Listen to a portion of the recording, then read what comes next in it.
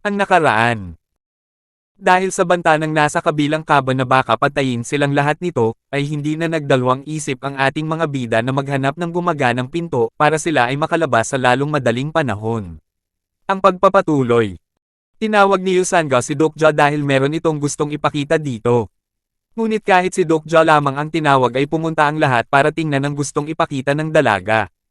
Pagkakita nila sa pinto ay hindi ito bukas pero nakaawang naman na pwede nilang pagtulungan para ito ay tuluyang madaanan ng tao. Agad namang sinuri ni Yeon Song Lee ang pinto at nasabing sira din daw ang pinto na iyon. Kasunod noon ay nagsalita din si Dokja na sa lahat daw ng pinto doon ay yun lang ang natitira nilang chance na makalabas. Dahil doon ay agad tiningnan ni Dokja ang kanyang coin balance dahil alam nito na kailangan ng puwersa para tuluyang mabuksan ang pinto. Nakita niya na meron siyan 4,700 coins na kabuuhan at nasabi sa sariling.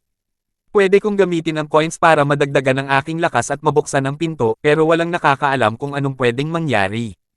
Ang paggamit ko sa aking coins ng basta-basta ng ganto kaaga ay pwede kong ikasama. Pagkatapos noon ay nagulat si Yeon Song Lee sa mangkahi ni Dokja na gamitin daw nito ang kanyang skill.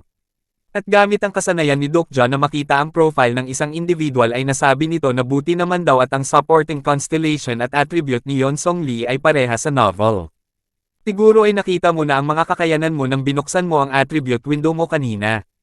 Nasa army ka, kaya siguro ay may skill ka dyan na pwede mong gamitin sa lagay natin ngayon. Ang sabi ni Dokja kay Yeon Song Lee. Ang sabi naman ni Yeon Song Lee ay meron daw pero hindi niya iyon alam gamitin. Tinagot naman iyon ni Dokja na isipin lang daw ni Yeon Song Lee na ginagamit niya iyon. At sumagot si Yeon Song Lee na yun lang daw pala iyon.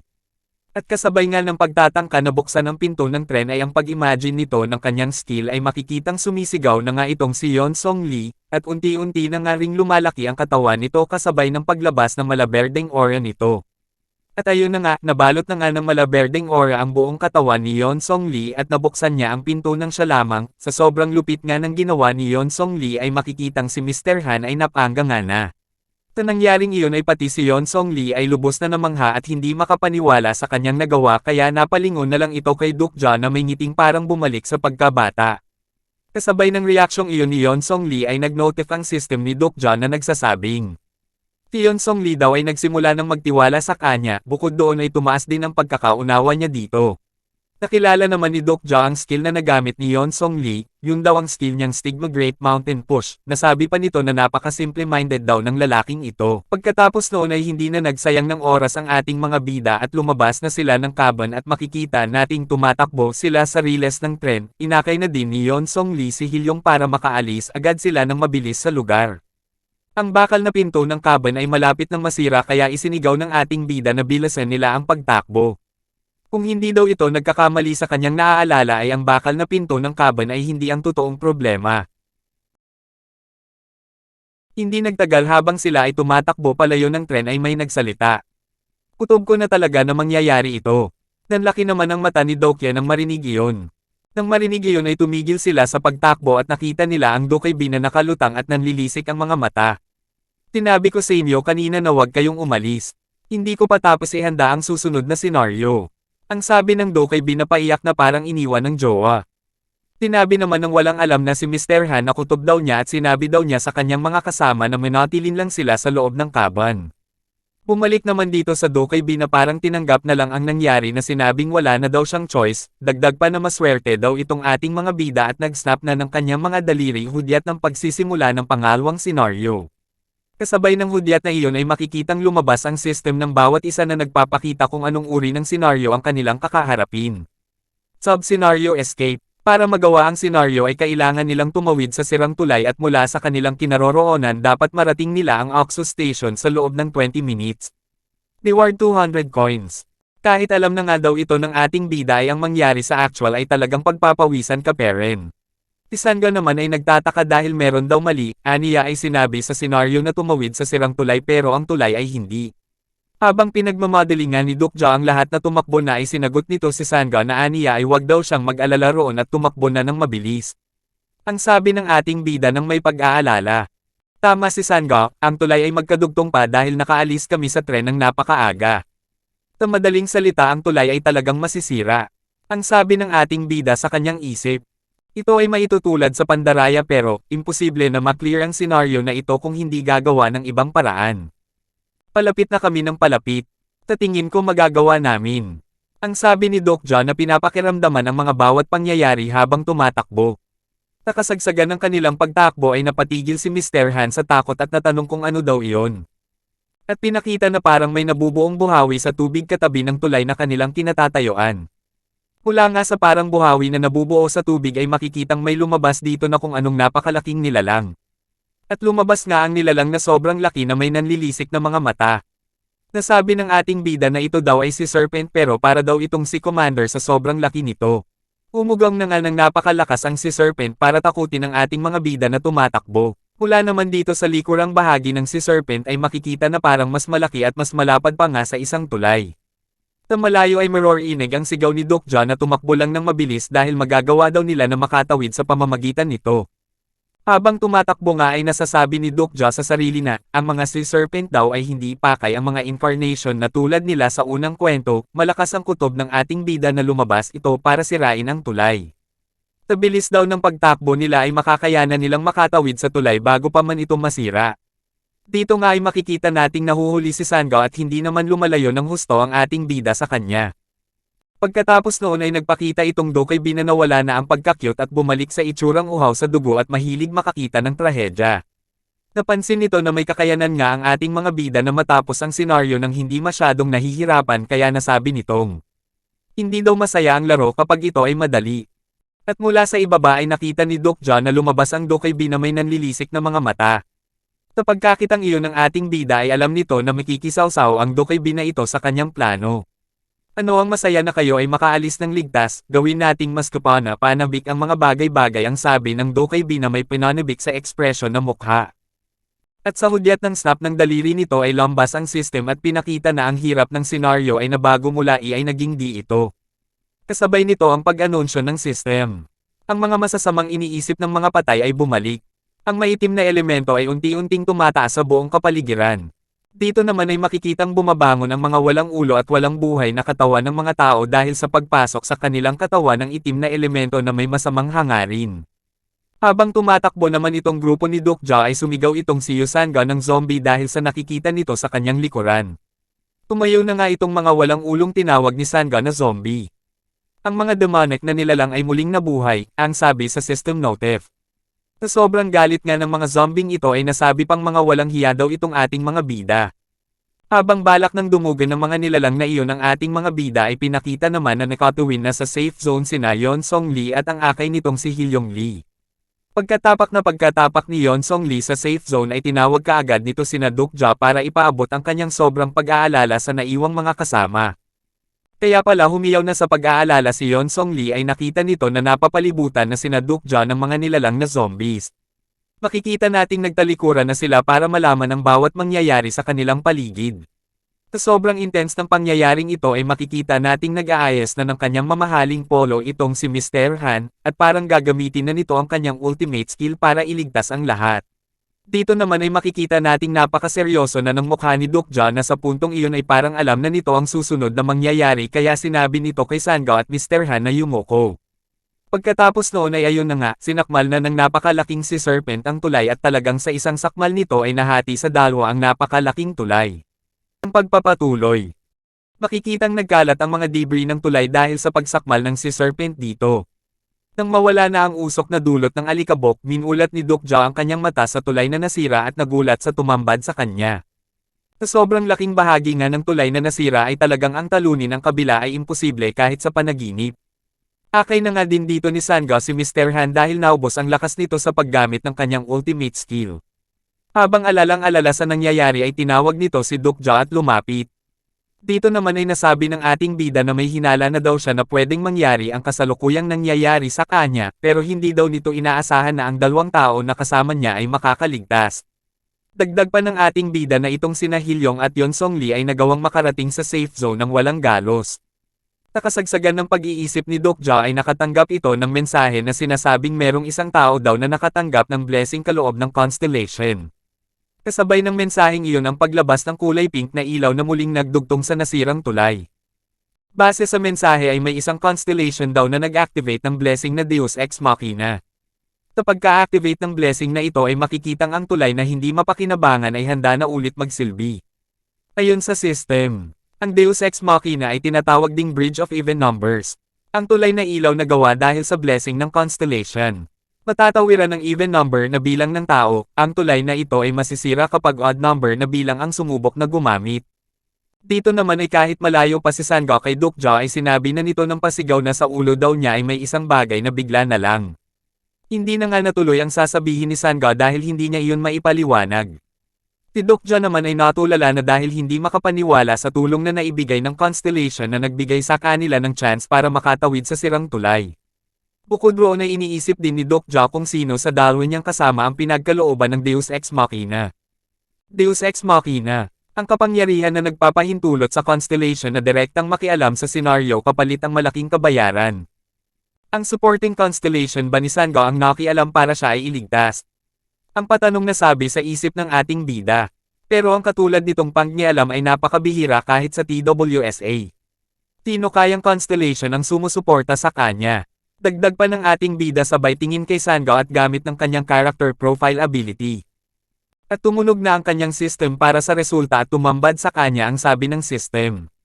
Ang profile ng taong ito ay hindi pwedeng makita gamit ang character profile ability. Ang character na ito ay hindi nakarehistro sa character profile. Nabahala naman doon ang ating bida sa sobrang pagtataka, lingon nga ito ng lingon kay Sangha para ulitin ang ability nito pero ganun pa rin ang resulta. Hanggang sa nakarating ito sa pag-aakala na may nag-support kay Sangha na special constellation o kaya naman daw ay may ability ang dalaga na humaharang sa kanyang abilidad. Pero hindi daw iyon maaari na magkaroon agad si Sangha ng ganong skill ng ganoon kaaga. At lumipat na nga kay Sangha na tinawag ang pangalan ni Dokja ng pagkalakas-lakas at sinabing sa likuran daw nito. Narinig naman iyon ni Dokja at hindi pa nga ito lubos na nakatingin sa likuran ay nakita na nito ang suntok na malapit ng tumama sa kanyang mukha. Mabilis nga ang reflexes ni Dokja dito dahil pagkatapos niyang mailagan ang suntok ay agad niyang sinipa palayo ang nilalang at napaatras. Napaupo nga doon si Dokja at habang pinupunas ang pawis ay may seryosong mukha itong sinasabi sa isip na, sa tingin daw nito ay hindi daw iyon ang oras para mawala ang kanyang konsentrasyon sa sitwasyon. Pagkakita sa nilalang ay kinilala niya itong Tier 9 humanoid demon. Isang mutant na nilalang na infected ng itim na elemento. Kapag ang normal na tao ay naging humanoid demon, sila ay wala ng pinagkaiba sa isang zombie. Pero pwede silang maging mas delikado kapag ang katawan ay malakas noong ito ay nabubuhay pa. At sa lahat ng tao ay siya pa talaga ang andito, ang sabi ni Dokja sa kanyang isip. Sa puntong ito ay pasugad na naman itong zombie ni Namuon. Kasabay noon ang pag-activate naman ni Dokja sa kanyang personal skill Omniscient Reader's Viewpoint para malaman ang mga galaw ng zombie. Pero ito ay nag-deactivate dahil ang ginamitan ay patay na o kaya naman ay wala sa pag-iisip. Si Dokja naman ay nasabing may pakiramdam daw ito na hindi talaga iyon gagana. Ang dapat na lang daw nilang gawin ay makatawid sa tulay ng even number, pero sila ay tatlo at ang tatlo ay hindi even number kaya isa sa kanila ang kailangang manatili at mamatay. Kaya naisipan ni Dokja na alokan si Sangha na tumawid sila sa tulay at iwan si Mr. Han. At nang nilinggan na ni Dokja si Sangha ay nagulat ito nang makitang buhat na ni Mr. Han si Sangha at ayaw pakawalan. Hindi nga maipaliwanag ang mukha ni Dokja dahil parang nalaman ni Mr. Han ang plano ni Dokja. At bago pa man makapag-isip si Dokja ay kumaripas na ng takbo itong si Mr. Han buhat-buhat si Sangha na nagpupumilit na bitawan siya ni Mr. Han. Pero hindi talaga siya makawala kaya tinawag na lang nito si Dokja nang may pag-aalala. Hindi nga makapaniwala si Dokja sa ginawa ni Mr. Han na tinawag pa nitong bastardo dulot ng sobrang pagkainis nito. Ang mga constellations naman na nanonood ay tinuwanan siya, samantalang ang iba ay naantig pa dahil hindi daw ito makasarili at nagbigay ng 100 coins. At habang pinagmamasdan ni Dokja ang pagtawid ni Sangha sa tulay ay sa huling pagkakataon ay ginamitan ito ni Dokja ng character profile ability niya. At muli ay hindi iyon gumana dahil hindi kaya ng kanyang ability. Kaya nasabi na lang dito ni Dokja na, kung hindi daw siya nagkakamali ay ang Stigma One-Legged Swiftfoot ay pagmamayari ng Constellation Limpong Trickster. Stigma, ang special power na pinagkaloob sa incarnation ng kanilang constellation. Ang constellation na iyon ay hindi pinagkalooban ang kanyang incarnation ng mental barrier Stigma, at dahil hindi maaaring magkaroon ng ganoong skill si Sangha at Yongo. At ang totoong dahilan kung bakit hindi gumana sa kanila ang aking skill ay ang kadahilanang hindi naman talaga sila orihinal na karakter sa TWSA. Nasabi pa ni Dokja na ang tanga daw niya dahil halata naman daw iyon kung talagang iisipin. Makalipas ang ilang segundo ay namalayan na lang ni Dokja na nakalapit na pala sa kanya ang mga zombie dahil doon ay napamura na lang ito. Ang pinakamalapit nga na zombie kay Dokja ay umamba na, si Dokja naman ay maingat na ginagawa ang lahat para hindi ito makapitan. Naulit pa sa isip ni Dokja na hindi daw pwede na tumawid siya sa tulay mag-isa, kaya isip na isip ito kung anong magandang gawin. At pumasok na nga sa isip nito na kumalagkad ng isang zombie para makatawid sa tulay. Ngunit agad naman niyang sinabi na hindi daw iyon gagana. Kasunod noon ay ang pag-check ng ating bida sa nalalabing oras para matapos ang senaryo at nakita niyang meron na lamang 15 minutes. At habang hirap na hirap nga si Dokja sa mga zombie ay masaya naman sa napapanood ang Dokaibi, at sa lakas ng trip nito ay nasabi pa nitong, napakaganda daw ng ginagawa ng ating bida at nanawagan pa sa mga constellation na baka daw merong gustong mag-bless sa kawawang si Dokja. Sa puntong ito ay napapalibutan na ang ating bida ng mga humanoid demon, nakakalaban naman ito ngunit nasabi nito na kung magpapatuloy daw ang ganong lagay niya ay hindi na iyon kakayanin pa ng kanyang katawan. Sa sobrang dami nga ng mga humanoid demon na ito ay di na namalayan ni Dokja na na-corner na pala ito sa nasirang part ng tulay. Kung mahuhulog nga dito ang ating bida ay siguradong kalaunan ay mamamatay din ito. Sa kabilang banda naman ay makikitang nagmamarcha na ang mga humanoid demon para dumugin ang ating bida at kung hindi niya iyon magagawa ng paraan ay siguradong mamamatay ito. Sa puntong ito ay nasabi ng ating bida na baka daw dito na siya mamatay, sabay mura, dagdag pa nito na kung meron lang daw sana siyang kahit isang combat skill ay baka iba ang sitwasyon niya. Pagkasabi ng ating bida ng ganun ay biglang may lumitaw na itsurang libro sa taas ng kanyang ulo. Na-activate ng ating bida ang kanyang personal skill, bookmark. Nilingon naman agad iyon ng ating bida na parang hinihiling na sana ay may maitulong ito sa kanyang kalagayan. At ayun na nga sobrang lupit ng entrada ng skill na ito na sa unang tingin dito ay parang isang anghel para sa ating bida. Lumabas na rin ang mga option ng skill na ito at makikita rito na merong 3 slot na available para sa bookmark. At ang bookmark na pwedeng ma-activate ay naglo-loading pa.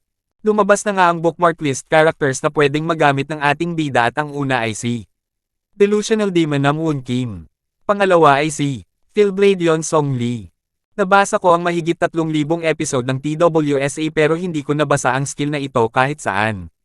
Pero naiintindihan ko base sa aking kutob kung paano ito gagana. At binanggit na nga ng ating bida ang palagay nitong sasabihin para ito ay magamit. Activate bookmark number 1. At sa mabilis na pagbaklat ng librong nasa taas ng ating bida ay kasabay noon ang pagpapaalala ng skill sa naaalala nito tungkol sa character nasa bookmark number 1. At nag-activate na nga ang skill bookmark number 1. Sa napaka-epic na pagbigay ng bookmark ng skill sa ating bida ay sinasabi dito na ang oras ng activation ay pinaikli dahil sa mababang level ng bookmark skill, dagdag pa na magagamit lamang ito ng 1 minuto. Kasunod noon ang dagdag paalala ng system na ang pagkakaintindi niya dito ay mababa kaya ang skill lamang ang magagamit niya dito. At inactivate na nga ng system ang skill na ginamit dati ni Namwoon Kim na ngayon ay pinahirap sa nag-activate ng bookmark skill. Makikita nga natin dito na habang hawak ng ating bida ang kutsilyo ay bigla itong binalot ng itim na aura, na may pangalang Grimdark Awakening na may antas na isa. Sa aktong ito ng zombie ni Namwoon ay maipapalagay nating abot kamay na nito ang ating bida. Ngunit palagay ko ay huli na ang lahat dito dahil sa mga oras na ito ay na-activate na ng ating bida ang skill na nais niya. Napaka-epic nga ng skill na ito dahil makikitang parang sumanib sa katawan nito ang katauhan ni Namwoon, at sa napakabilis na pagkilos ng ating bida ay makikitang parang dinaanan lamang nito si Namwoon at nalaslas na ang dibdib nito. Mula sa pagkakabagsak ay parang hindi na kayang magpatuloy pa ng zombie ni Namwoon, kaya tuluyan na itong bumagsak na nasabi pang ayaw daw nitong mamatay gaya ng sinabi nito bago ito malagutan ng hininga sa unang senaryo. Sa panel nga na ito ay makikita natin ang napaka-astig na titig ng ating bida sa na-one hit nitong si Namwoon. Ang skill nga na ito ay 1 minuto lamang magagamit ng ating bida, ngunit tumigil na ito sa pag-atake. Si Namwoon nga lang talaga ang punteriya niya dahil sabi nga na ang humanoid demon ay delikado lamang kapag malakas ang infected nito. Kasunod noon ay sinabi ng system na ang pagkakaintindi ng ating bida kay Namwoon Kim ay tumaas, kasabay noon ang pag-deactivate ng bookmark number 1. Sa nalalabing 10 minuto at 11 seconds ay makikita nating pagod na talaga ang ating bida at grabe na ang pawis nito. Kaya napawaw ito sa pagod na naramdaman niya pagkatapos nitong gamitin ang skill ni Namuon at nasabing late daw itong isang individual. Pero siya ay dapat magpapakita na anumang oras mula ngayon. At pinakita na nga ang misteryong karakter na ito na masasabi nating isang lalaki. At sa unahan ng ating bida ay may bigla na lang sumabog na tila may paparating, makikita nga na nagtalsikin ang mga dugo galing sa mga zombie. Sa lakas ng pagsabog ay naalarma ang mga humanoid demons at dito ay makikitang papalapit na nga ang misteryosong individual habang naglalakad patungo sa ating bida. Habang nakangiti sa pangyayaring iyon ay alam na ng ating bida na yun na nga ang karakter na inaantay nito. Ang protagonist o pangunahing karakter sa TWSA novel na nabasa niya.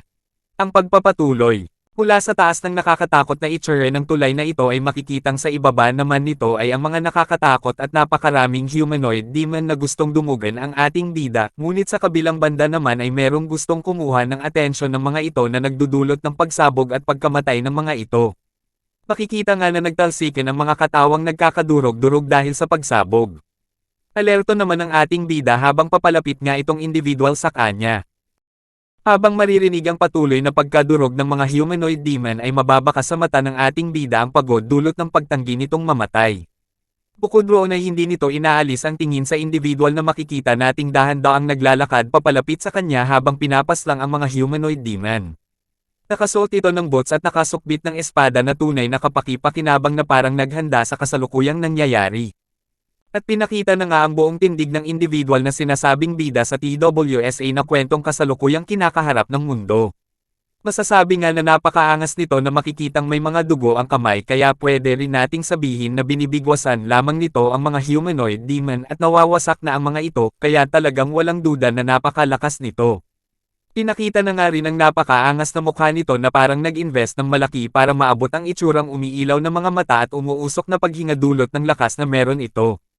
Sa paglalakad nito ng walang hinto ay sa wakas ay nasa harapan na ito ng ating bida at walang dalawang isip at nagtanong agad ang individual kung sino daw itong ating bida. Nang makita naman iyon ng ating bida ay ginamit agad nito ang character profile ability. Nang makumpirma ang character profile ay nanlumo ito at nasabing wala daw itong tsansang manalo sa lalaking nasa harapan nito. Tinabi naman ng system ng ating bida na napakarami daw information ang ginamitan kaya sinamari na lang ito. At mula doon ay pinakita na ang profile. Pangalan, Jung Yokyu. Attribute, the regressor na nasa pangatlong Reg Race. Isa itong rare mythical at pro gamer. Nang mabigo nga ang ating bida na sagutin ang tanong nitong si Jung Yok ay napakabilis nitong hinablot ang leeg ng ating bida. Sa sobrang bilis nga ay wala man lang nagawa roon si Dokja para hindi iyon mangyari sa kanya. Pagkahawak nga sa leeg nito sa ating bida ay dom-erecho ito sa gilid ng tulay at habang hawak sa leeg ay banitin siya doon gamit lamang isang kamay. Habang sobrang init nga ang tagpo mula sa dalawang ito ay nagtanong ulit itong si Jung Yok kung bakit daw hanggang ngayon ay buhay pa itong ating bida. Hindi na naman nga iyon nasagot ng ating bida bagkos ay naiisip nito na ang lalaki daw na sumasakal sa kanya ay ang nabubuhay na patunay sa paggawa ng unang paraan para mabuhay sa oras ng apocalypse. Ito raw ang taong magsisimula ng trahedya at maghahatid sa mundo sa kaguluhan. Sa kabilang dako naman ay makikita natin itong si Yeon Song Lee na parang may gustong makita sa malayo. Ngunit tinihil naman niya iyon agad at nasabing wala daw nangyayari wala daw itong makita at nasabi pa na sa tingin daw niya ay may barrier kung saan naputol ang tulay kagaya ng nasa subway. Pinakita naman si Sangga na alalang-alala kay Dokja na nabanggit pa nga ang ngalan nito. Pagkatapos noon ay bumalik ulit ang eksena sa ating bida na base sa nakikita natin ay talagang masama ang kinalalagyan nito. Sa puntong ito ay tinanong ni Jung Yok ang pangalan ng ating bida. Tinagot naman iyon ng ating bida ng Dokja habang may kaunting pagkamangha sa pag-akto nito bilang protagonist. Tinagot iyon ni Jung Yok na kakaiba daw ang pangalan nito at sinagot naman agad iyon ni Dokja na naiintindihan daw niya ito ng sobra.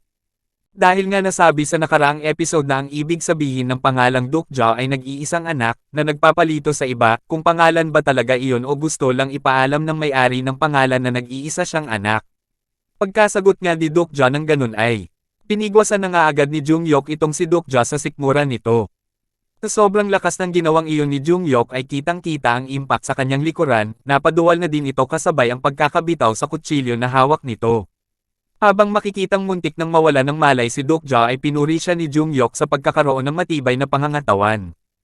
Pagkatapos ng nakamamatay na suntok na iyon ni Jung Yok ay nakumpirma nito na itong si Dokja natutunan na kung paano gamitin ang coins. Sumang-ayon naman doon si Dokja at sinabing ganun din daw ito sa kanya. At biglang binigwasan na naman siya nito. Napamura na lang ang ating bida at napatanong sa sarili na bakit daw napakalakas na agad ng lalaking nasa harapan gayong parehas lang sila na nakaklear pa lang ng isang senaryo. Dagdag pa nito na halimaw daw itong lalaki. Sa desperadong pagtatanong mula kay Jungyok ay sinabi nitong wag na daw magsayang pa ng hininga ang ating bida at sagutin na lamang agad ang kanyang katanungan. At mula sa desperadong tanong na iyon ay nasabi ng ating bida sa kanyang isip na ang lagay daw niya ay lubhang masama dahil hindi niya inaasahan ang kasalukuyang nangyayari ay mangyayari. Naalala pa nito na sa unang chapter daw ay si Jungyok ang pinakadelikadong karakter sa mundo ng TWSA. Nawala ang pagiging isang ganap na tao nito pagkatapos nitong meregress sa pangatlong pagkakataon. Dagdag pa ng ating bida na ang Jungyok daw sa kasalukuyan ay hindi na nagdadalawang isip na gawin ang kinakailangan makuha lamang ang nais nito. Ngunit ang ating bida ay parang ayaw magpatinag sa pangha-ares ni Jungyok na nasabi pa nitong igalang daw siya nito. Tinagot naman agad iyon ni Jungyok na bakit naman daw niya iyon gagawin kasunod ng kama o na sa sobrang lakas ay humihiwa pa ng hangin na patungo na naman sa kanyang sikmura. Sa huling suntok na iyon ni Jungyok ay makikitang hindi iyon direktang tumama sa sikmura ni Dokja dahil sinangga niya ang unang impact ng kanyang dalawang kamay, at habang makikitang umuusok pa ang salpukan ng kanilang mga kamay ay sa pagkakitang ito ni Jungyok ay nanlaki ang mga mata nito na parang bahagyang nagulat. At sinabi na nga ni Dokja na pasensya na daw ngunit mas bata daw ito sa kanya na tinawag pa nitong pro gamer Jungyok Yu. Kaya naman ay dapat daw itong si Jungyok ang magpakita ng paggalang dito, pagkatapos ay ngumisi ito na parang nagugustuhan ang pag-challenge nito sa napakalakas na si Jungyok Yu. Si Jungyok naman ay habang nakatitig sa kanya ay tumunog ang system ng ating bida at sinabing si Jungyok daw ay nagsimula ng maghinala sa kanya. Nagtanong naman doon agad si Jungyok sa ating bida kung kilala ba daw siya nito. Sumang-ayon naman doon ang ating bida sapagkat nagtatrabaho daw ito sa game company. Sa pagpapatuloy ng ating bida ay nasasabi nito sa kanyang isip na ang rason daw niyang iyon ay hindi totoo. Dahil ang Jungyok Yu na nasa kanyang harapan ay isang gawa-gawa lamang na karakter para sa kanya na sa TWSA lamang makikilala hanggang ngayon. At sa pagpapatuloy ng kanyang sinasabi sa kausap ay nasabi nitong sikat daw ito at isa siya sa tagahanga nito. Sa pagpapatuloy ng sinasabi ng ating bida sa kanyang isip, ang kasikatan daw ng lalaking ito ay isa lamang setting sa novel. Sinabi pa nito na sa pagsabi daw nitong fan siya nito ay hindi kasinungalingan dahil ang totoo ay gusto niya ito, ganun din ay ayaw niya dito, galit siya dito ngunit sinusuportahan pa rin. Dagdag pa ng ating bida na sa mahigit 3,000 episode daw na journey ng lalaking ito ay siya ang nakasubaybay dito at nakakaintindi sa mga pinagdaanan nito. Sa pagpapatuloy ng usapan ng dalawa, ang pagsabi ng ating bida na fan siya nito ay sinagot naman iyon ni Jungyok na matagal na daw niya iyong hindi naririnig at sinabing pinapatawad na daw niya ang ating bida sa pagiging bastos nito pero wala daw magbabago sa kasalukuyan. Tinagot naman iyon ng ating bida na alam niya iyon at sinabi ni Jungyok na meron lamang daw siyang isang katanungan dito. Yun ay kung paano ito nakaligtas sa loob ng tren. Nakutubo naman ang tanong na iyon ng ating bida na nasabi sa nagtanong na kung sasabihin ba daw niya ay hahayaan siya nito na mabuhay. Tumagot naman itong si Jungyok na nakadepende daw iyon sa kanyang sagot. Sa isip-isip naman ng ating bida ay kasinungalingan ang sagot na iyon sa kanya dahil hindi daw siya magbabasa lamang ng TWSA para sa wala. At habang natatawa ay iniisip nito na kung ano ba daw dapat ang sabihin niya para buhayin siya ng walang hiyang regressor na ito. Sa kalaliman ng pag-iisip ni Dokja ay nagkaroon ito ng notif na sinasabing ang pagkakaintindi daw niya kay Jungyok ay tumaas at tumaas pa. Kasunod noon ang notif na nga na nagsasabing ang kanyang personal skill na Omniscient Reader's Viewpoint ay umangat na sa pangalawang antas at humiling na i-activate ito. Pinahintulutan naman iyon ni Dokja at pagkatapos noon ay tumambad sa kanya ang mga kasalukuyang iniisip ni Jungyok. Nanlaki naman ang mga mata ng ating bida sa nangyaring iyon at hindi makapaniwala. Base sa iniisip ni Jungyok, dapat daw ay maliban sa kanya, si Yeon Song Lee at si Namuon Kim lamang ang makakaligtas, pero namatay si Namuon at may ibang tao na nabuhay. Grabe nga ang pagtataka ni Jungyok na talagang gustong malaman kung sino ang taong nasa harapan niya at paano ito nabuhay. Dagdag pa nito na kailangan daw niya ng impormasyon at kung mapatunayan niya na magiging hadlang ang ating bida sa kanya ay papatayin niya ito. Napangiti na lang ang ating bida sa mga kagaguhang pinag-iisip nitong si Jungyok laban sa kanya. At habang pinapakita ang oras na 5 minutong nalalabi bago matapos ang sub-scenario ay ang gagong Dokey naman ay chill na chill habang pinapanood ang paghihirap ng ating bida. Pagkatapos noon ay sinabi na nito ang dahilan kung paano siya nabuhay sa unang senaryo. Hindi naman makapaniwala sa narinig itong si Jung Yokyu na makikitang nanlaki na ang mga mata. Dagdag pa ng ating bida na, swerte lamang daw siya sa pagkakakita nito sa bata na may dalang insekto na natumba dahil sa pagsabog ng sasakyan sa kanilang harapan. At napaisip na nga ng malala itong si Jung Yokyu at nasabi pa sa isip na nag-iba daw ang hinaharap. Ang ating bida naman ay inaasahan na ito na nasabi pa sa isip na magkakaroon daw dapat talaga ng labanan hanggang kamatayan na mangyayari sa tren at tanging sina Moon Kim lang at si Yeon Song Lee ang dapat mabubuhay. Ang panel naman na ito ay mula sa iniisip ni Jung Yok habang tinatanong ang sarili kung siya daw ba ang may gawa ng pagkamatay ng napakaraming tao dahil sa ginawa niyang pagpapasabog. Dahil ito daw ay hindi katulad ng nauna niyang Reg Race. Pagkatapos ay ibinalik nito ang baling sa ating bida at sinabing meron daw hindi tama. Napakakalmado daw ng ating bida para sabihing ito ay baguhan. Dagdag pa nito na ang mundo daw ay nag-iba ngunit na-adopt ito ng ating bida ng sobrang bilis. At doon na nga nanlaki ang mga mata ni Jung Yok sa bigla nitong na-realize na ang ating bida ang pumatay sa dati nitong nakasama sa kanyang mga nakaraang Reg Race na si Moon Kim. At napasabi na lang ito na hindi lang daw basta kapaki-pakinabang ang ating bida dahil ito daw ay mapanganib. Habang natatawa pa rin itong ating bida sa pinag-iisip nitong si Jung Yok, ay nasabi nito dito na kung tapos na ito sa kanyang mga tanong ay maaari na daw ba siya nitong pakawalan, at pumunta na daw sila ng Oxo Station dahil nauubusan na daw sila ng oras. Tumagot naman agad ang kausap na wag itong magmadali. At habang nakatitig nga ito sa ating bida ay biglang umilo ang kanang mata nito na masasabing isang abilidad na kapaki-pakinabang para sa kanya. Agad namang nakilala iyon ng ating bida na pinangalan ng SS grade na skill nitong si Jung Yok, ang The Eye of the Sage. Hindi lang daw nito pinahihintulutan ng user na makita ang attribute ng isang individual, kundi pati ang natatagong info ng isang tao ay kaya nitong malaman dahil ito daw ang may pinakamataas na detection grade skill. Naiisip pa ng ating bida kung bakit ngayon lang ito ginamit ngunit agad naman niya iyong napagtanto na nasabing para sa ikabubuti din nilang dalawa dahil maski siya ay hindi alam kung ano ang kanyang attributes o mga skills. At bago pa man tuluyang malaman ni Jung Yok ang gusto nitong malaman ay bigla na lang isang kagila-hilalas ang nangyari. Sa system ng ating bida ay may notif na lumabas, isang bagong skill ang biglang nag-activate na pinangalan ng The Fourth Wall. Tinabi din sa notif na ang skill na ito ay na-detect ang The Eye of the Sage. At mula nga dito sa mata ni Jung Yok ay parang may nangyaring banggaan ng dalawang makapangyarihang skill. Kitang-kita ang mga ito base sa reaction ni Jung Yok na parang nasaktan. Bahagya din nga itong nahilo sa nangyaring iyon, pati ang ating bida ay makikitang nanlaki na din ang mga mata dahil hindi alam ang kasalukuyang nangyayari. Pagkatapos noon ay nag-notif na naman ang system ng ating bida na sinasabing ang The Fourth Wall skill nito ay hinarang ang The Eye of the Sage. Nang makarecover nga ng kaunti itong si Jung Yok ay bumaling agad ito sa ating bida ng may galit na ekspresyon. Hinigpitin na din ito ang pagkakasakal nito dito, dahilan para mamatla ang ating bida. Pagkatapos noon ay pinakita ang sub-scenario na kanilang kinakaharap na May 20th minutes na limit para tapusin, ngunit sa kasalukuyan ay meron na lamang natitirang 2 minuto at 14 na segundo. Ang pagpapatuloy. Habang nagkakagulo ang buong kapaligiran sa pagpuksa sa mga kakaibang nilalang na bigla na lamang lumitaw. Si Dokja naman ay nagbubunyi dahil sa mga kakaibang kakayanan na bigla na lamang nagpapamalas. Na sinasabing hindi lamang kakaiba dahil ang una ay ang kakayanan ng mahiram ang kakayanan ng iba na tinatawag na bookmark. Tapos ngayon naman ang kakayanan ng harangan ng SS grade skill na The Eye of the Sage. Habang nagbubunyi pa nga dito ang ating bida ay biglang napukaw ang kanyang ulirat na makita nito ang napakasamang titig sa kanya ni Jung Yok na base sa itsura ay may idea na ang ating bida kung ano ang pwedeng maisip nito. At ayon na nga sa pagkabasa ni Dokja sa sinasabi ni Jung Yok ay sinasabi nito na kailangan daw siyang patayin nito dito at ngayon din mismo. Kaya't sinabi agad ni Dokja dito na, sandali, at sinabi sa isip na kailangan daw niya na baguhin ang kanyang plano dahil hindi na ito basta-basta maniniwala sa kanya matapos ang nangyari. At sinabi na nga ng ating bida dito na kailangan daw nito ng mapagkakatiwalaang kakampi dahil hindi nito kayang maklear ang scenario 46 nang siya lamang at alam daw niya iyon.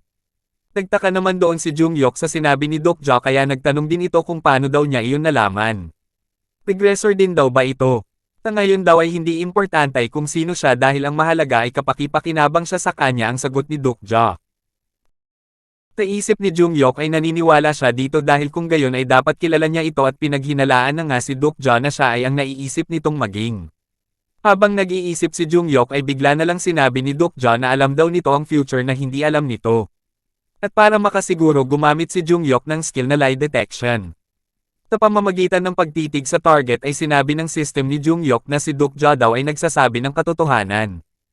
Nagulat nga doon sa naging resulta itong si Jungyok at nasabing, hindi daw iyon maaari na merong isa pang prophet maliban kay Anna Croft ng Korea. At pinaliwanag na nga kung ano ang prophet. Ito ay ang nag-iisang attribute sa TWSA na pinahihintulutan ng user na makita ang future, at ang nag-iisang attribute na nakakapigil sa detection skills. Pagkatapos noon ay tinanong na ni Jungyok kung nakakagamit nga ito ng future sight. Sumang-ayon naman si Dokja. Di alam mo na pupunta ako dito. Sumang-ayon na naman ulit doon si Dokja. Jungyok, alam ko na meron kang special power. Alam mo din kung ano ang mangyayari sa future pero alam mo din na ang kaalaman mo sa future ay hindi kompleto. Sa isip ni Dokja, ang mga regressor daw ay alam ang future dahil nauulit nila ang kanilang buhay ng ilang beses. Pero ang kanilang future ay mag-iiba kapag iniba nila ang kasalukuyan gamit ang alam nila sa future. Kaya ang lahat ng regressor ay maaabot lamang ang future na hindi nila alam kapag inulit nila ang ginawa nila sa nakaraan nilang Reg Race. At nagmangkohi na nga dito ang ating bida na gawin siyang kakampi nitong si Jungyok dahil sa pamamagitan daw nito ay matutulungan siya nitong makumplito ang kaalaman nito sa future. Sa loob-loob ng ating bida, ang sinabi daw niyang iyon ay kaakit-akit para kay Jungyok para gawin siyang kakampi. Aakto daw siyang isang prophet para kay Jungyok dahil siya lamang ang nag-iisang magbabasa ng storya. Sa loob-loob naman ni Jungyok, kapag si Dokja daw ay totoong prophet, totoo daw na makakatulong ito kapag isinama niya siya. Hindi lang para sa Scenario 46 pati na para may makatulong sa paglaban niya sa Zarathustra. Pero nagdududa ito kung pwede niya itong pagkatiwalaan. At napapaisip na nga ng malala itong si Jungyok sa mangkohi sa kanya ni Dokja. Kalaunan ay nagpaalala na ang system na meron na lamang silang 50 seconds para maklear ang senaryo. Pagkalipas ng 10 segundo ay napatitig na nga ito sa mukha ng ating bida na parang gagawa ito ng napakahirap na decision. At dito nga ay sa wakas na kapag-isip na ito, sinabi nito na buo na daw ang isip niya na gawing kakampi ang ating bida. Pagkatapos noon ay inalis na nga ni Jungyok sa pagkakabitin nito. At agad na nagsimulang maglakad papunta sa Oxo Station. Habang naglalakad nga sila ay hiniling ni Dokja na bitawan na siya nito ngunit hindi man lang siya pinakinggan ni Jungyok bagkus ay diretso lang sila sa pagtawid sa tulay ng even numbers. Habang patawid ay napansin na naman sila ng mga humanoid demons kaya nagmarch na naman ang mga ito para puntahan sila. Sa kabilang banda naman sa Oxo Station ay nag-uusap sina Sangao at Yeon Song Lee, dahil sa sobrang pag-aalala sa kasamahan ay natanong ni Sangao sa lalaki kung ano sa tingin nito ang nangyari kay Dokja. At dahil nga patapos na ang senaryo ay sinagot iyon ng lalaki na kaunting pag-aantay na lang daw at makikita na nila. Habang kasalukuyang tumitawid nga itong si Jungyok ay may mukha itong napakaseryoso na parang inaantay lang nitong makatawid sila ni Dokja at ipagpapatuloy uli ang pag-torture niya dito. Nang makatawid na nga sila ay napasipol itong si Dokja dahil hindi daw ito makapaniwala na nagawa niyang makumbansi itong baliw na regressor na ito. Pagkatapos noon ay nag-anunsyo ang system nito na dahil daw sa grabing konsentrasyon niya ay naubos ang lakas nito, kasunod noon ang pag-deactivate ng kanyang ORV skill. Tunuloy na din sa pagkawala ng system ng ating bida. Nang makita niya ang kanyang system na nawala ay nag-alala ito ng konti para sa sarili nito. Pero nagawa na naman daw niya ang lahat na kailangan, napapayag niya maging kakampi si Jungyok at nakatawid sila sa tulay bago matapos ang oras. Habang tuloy nga sila sa paglalakad patungo sa safe zone ay bigla na lamang huminto itong regressor at sinabing may huli daw siyang katanungan sa ating bida na nagpagulantang naman dito. Kung totoo ka talagang prophet, ibig sabihin kaya mo ding malaman kung ano ang kapalaran mo diba? Ang sabi ng baliw na regressor na ito. Hindi na nga nakaimak doon ang ating bida habang kinwelyuhan na naman nga ito at kinaladkad patungo sa gilid ng tulay para doon ay ibitin na naman. Sa isip ni Dokja, may masama daw siyang pakiramdam sa kasalukuyang nangyayari sa kanya. Mula doon ay nagtanong na naman itong si Jungyok kay Dokja na base ba daw sa prophecy. Bibitawan ba daw siya nito o hindi? Habang may si Serpent na nag-aabang sa ibaba para kainin ang ating bida kung sakaling bitawan nga siya ni Jungyok. Tigil na nga dito ang ating bida sa baliw na regressor dahil sa kulit ng lahi nito. Habang nasa masamang kalagayan nga itong ating bida ay napapapikit na ito sa pag-iisip na tinawag na nga din niya itong may sira sa pag-iisip. Sa puntong ito, nasabi ng ating bida na mas kilala daw niya itong regressor kesa sa kahit na kanino, kung itong gago daw na ito talaga ang parehas na Jungyok na nabasa niya. Hayaan mo muna akong sabihin ko sa'yo ang ilang mga bagay, ang request ni Dokja sa regressor. Tinagot naman iyon ng ano. Una, hindi mo ako utusan. Kaya ituring mo akong parehas mo. Pang-alwa, katulad ng pakiki-cooperate ko sa'yo, kailangan mong iPan ko na makikipag-cooperate ka din sa'kin. Ang sabi ni Dokja ng buong tapang at pagmamalaki. Habang may mukhang hindi natitinag. Tinagot ni Jungyok si Dokja na maliwanag daw at tinanong kung anong sagot nito. At habang nakangiti nga na parang sinasabing challenge accepted ay nasabi ng ating bida ng puno ng determinasyon. Bumitaw ka na at nang mawala ka ng siraulo ka. At bumitaw na nga sa kwelyo ni Dokja itong si Jungyok Yu. Kahit nga alam na iyon ng ating bida ay iba pa rin talaga kapag alam mo na may chance na ikaw ay matuluyan. Kaya makikita sa mukha ng ating bida ang pag-aalala sa sarili dahil nga sa dami ng mapaghuhulugan ay sa bibig pa ng Commander si Serpent. Habang kasalukuyang nahuhulog nga itong ating bida ay makikita ang nakangiting mukha ni Jungyok na parang nasiyahan sa naging duelo ng isip nilang dalawa ng ating bida. Kasabay noon ang pagsabi nito na naniniwala daw siya sa ating bida at dagdag pang siya daw talaga ay totoong prophet na parang nang iinsulto pa. Napatulala na lang ang ating bida habang pinapakinggan ang sinasabi ng regressor sa kanya. Habang nahuhulog ay mababaka sa kanyang mukha ang asar sa tigas ng regressor. Ngunit sino ba si Dokja? Siya ang magbabasa na kilalang kilala si Jungyok higit sa sino man. Kaya sinagot din nito ng ngiti itong regressor bago tuluyang nalunok ng si Serpent at nasabi sa isip na, ang gago na iyon. Ang pagpapatuloy. Pagkatapos malunok ng Commander si Serpent, makikita na nga natin ang ating bida na napasama na sa pag-agas ng napakaraming tubig, mga bato at sasakyan. Mula sa isip nito, nahihirapan na itong pigilan ang kanyang paghinga ngunit kailangan niya iyong gawin ng hindi nahihimatay.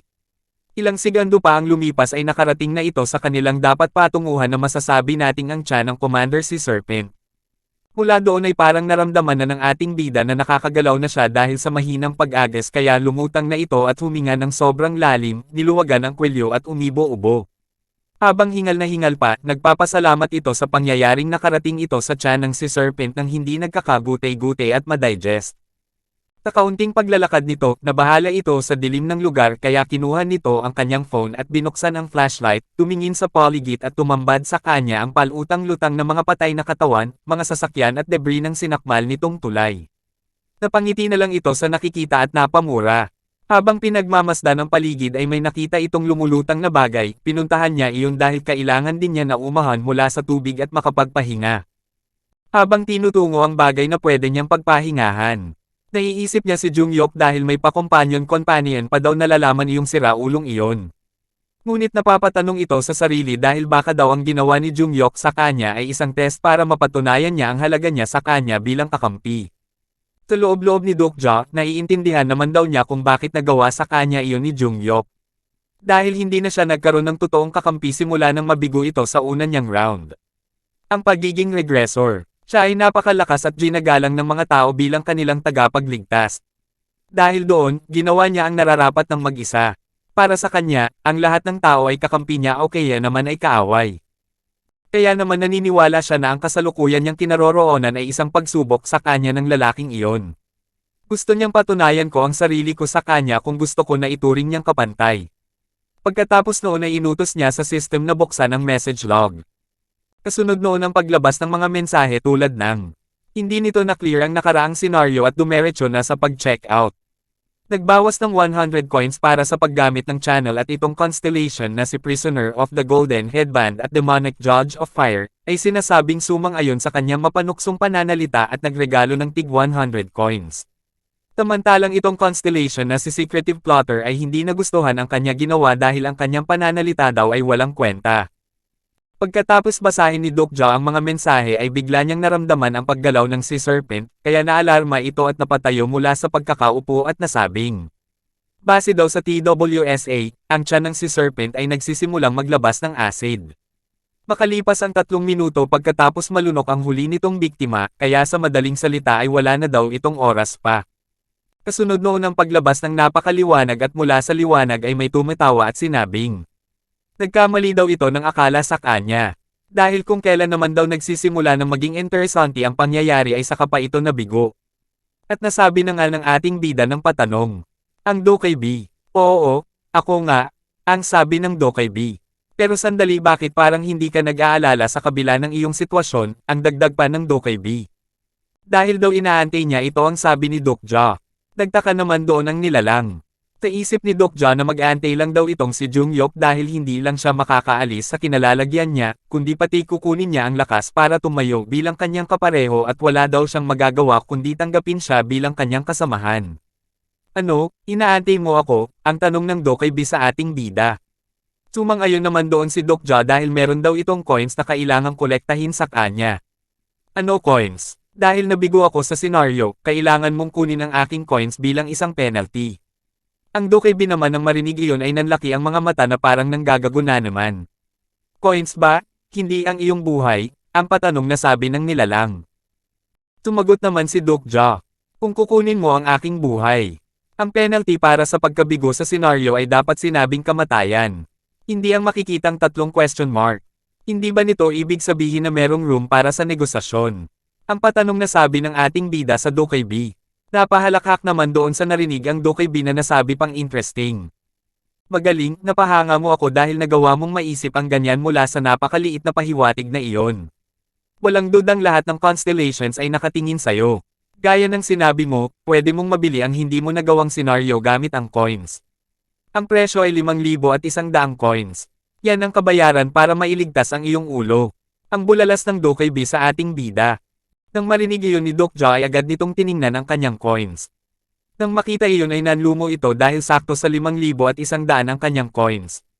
Nasabi na lamang nito na palabiro din daw pala itong Dokkaebi. At nagreklamo na nga ito sa nilalang na nasabing napakamahal naman daw noon. Ang Dokkaebi naman ay paisi-isi habang lumulutang at sumagot ng. Kung namamahalan ka di mamatay ka na lang, ginawan na kita ng pabor ayaw mo pa. Kung ayaw mong bayaran di pwede mo na itong tawaging tabla dito at ngayon din mismo. Ang pasimpleng pananakot ng Dokkaebi. Kung ganun di patayin mo na ako. Ang hamon ng ating bida sa Dokkaebi. Mabilis namang narinig iyon ng Dokkaebi at sa pagkakarinig niyang iyon ay parang umangat ang spirito nito. Kasunod ang pagpapalinaw ng kanyang narinig sa ating bida. Sabi ko patayin mo na ako, ang tugon ni Dokja habang nakangiti pa. Nang makitang seryoso ang ating bida ay agad itong nag-init at bumalik ang itsura bilang nakakatakot. Hindi mo kaya hindi ba? Ang sabi pa ni Dokja. Naisip ni Dokja. Hindi daw siya kayang patayin ng Dokkaebi dahil talaga namang nakakakuha siya ng pansin. Sa ngayon ang mga constellations ay nagkakagulo na sa excitement dahil sa akin. At kung gusto niya talaga akong patayin, hindi na ito mag-aabala pa na pumunta pa dito para lang makita ako. Napapatawa na lang ang Dokkaebi sa galit nito sa ating bida, at sinabing, Hey, ano ba ang sinusubukan mong mangyari? Ang tanong nito sa ating bida. At habang gustong-gusto nang ang manakit nitong Dokkaebi ay sinundan naman ang pananalita nito ng ating bida na sinasabing, Low-grade Dokkaebi, Biyong. Nang marinig iyon ng Dokkaebi ay parang nabuhusan ito ng malamig na tubig at nanghina. Kasunod ang tanong dito ni Dokja na, kumusta naman takbo ng iyong career bilang streamer? At doon na nga nagbubulyaw itong Dokkaebi habang sinasabing, Ano, paano mo nalaman ang pangalan ko? Sa tingin ko ay hindi maganda. Ang mga constellation ay madamot pa rin hanggang ngayon hindi ba? Ang patanong na sabi ni Dokja. Nasabi pa ng Dokkaebi na sino ba daw talaga itong ating bida? Paano ang tao lang na katulad mo ay alam ang ganito? Habang gigil na nga itong Dokkaebi ay may mensahe. Meron daw mga constellations ang naghihinala na sa pagkakakilanlan ng ating bida. At itong si secretive plotter ay kumikinang na ang mga mata sa plano nito. At habang parang basang sisiw nga itong Dokkaebi ay bumulong ang ating bida at sinabing, Bakit hindi mo muna isarado ang channel mo para tayo ay makapag-usap ng maayos? Ang sabi ng ating bida habang pang-ising-isi na parang nakauto ng isang bata. At ayun na nga, habang sinasara ng Dokkaebi ang channel nito ay makikita na pati itong poste ng kuryente ay nalunok na ng Commander si Serpent. Pagkatapos ay nagsalita na ang Dokkaebi na masama na talaga ang tingin. Ayan okay na, pakinggan na natin ang gusto mong sabihin. Hindi pa nga nakakasagot si Dokja ay nagsalita na ito sa galit. Paano mo nalaman ang tungkol sa Starstream gayong isa ka lamang tao? Ang patanong na sabi ng Dokkaebi. Pagkatapos noon ay pinaliwanag na kung ano ang Starstream. Starstream System. Ito ay tinatawag ding Starstream. Ang Starstream ay ang paraan ng pagbo-broadcast ng isang palabas sa buong kalawakan. Ang mga subscribers naman ay ang mga constellation na naninirahan sa iba't ibang galaxy sa malayong lugar. At ang actor ay ang mga tao gaya ng ating bida. Ang mga dokebi naman ay ang mga streamers at nagdudugtong sa dalwa. At nagtuloy na nga sa usapan ng dalwa. Tinagot ni Dokja ang tanong ng dokebi kung bakit niya alam ang Starstream. Tinagot iyon ng ating bida ng hindi daw iyon ang importante sa ngayon. Habang asar na nakikinig ang dokebi ay nagsalita ulit si Dokja. Tinawag nita ang dokebi sa pangalan nito at sinabing, Biyong, ayaw mo bang maging dokebi king? Ang dokebi naman ay nagugulat na lang sa mga pinagsisisabi ng ating bida. Ayaw mo bang malagpasan ng likes ni Dokgak, o kaya ni Hildal at maging isang best streamer? Ang patanong na mangkahi pa ng ating bida. Pagkasabi ng ganun ng ating bida ay agad nito itinaas ang kamay nito na parang gustong kamayan itong dokebi. Habang ginagawa ni Dokja iyon ay sinasabi nito ang pangalan ng dokebi. Kasabay ng pagsabing, Dokebi Biyong, inaalok kita na makipagkontrata ka sa akin at gagawin kitang Dokebi King. Nang marinig nga ng dokebi ang mangkahi ng ating bida ay parang nagmukha itong batang naalok sa Jubilee. Di naman moari ng dokebi ang magiging reaksyon sa mungkahing iyon ng ating bida. Kaya hamalakhak na lang ito ng pagkalakas-lakas habang nakahawak sa kanyang ulo at sinabi sa ating bida na, baliw na daw ito at siguro daw ay wala na ito sa sarili nitong kaisipan kaya niya nasabi iyon. At na-realize na daw dapat niya iyon nang makita niya na ni-reject nito ang offers sa kanya ng mga constellations. Naisip naman ni Dokja na tama daw iyon dahil ng oras ng sponsor selection ay hindi ito pumili ng constellation na pwede sa kanyang mag-sponsor. Nagpatuloy naman sa pagsasalita itong dokebi na nasabing. Hindi daw nito alam kung paano nalaman ng ating bida ang tungkol sa Starstream pero hindi daw niya tatanggapin ang offer ng ating bida sa kanya. Dokebi daw siya at hindi constellation kaya hindi daw ito pwede maging supporting constellation nito. Tinagot naman agad iyon ng ating bida na nasabing, sa tingin daw niya ay hindi naiintindihan ng nilalang ang gusto talaga niyang sabihin.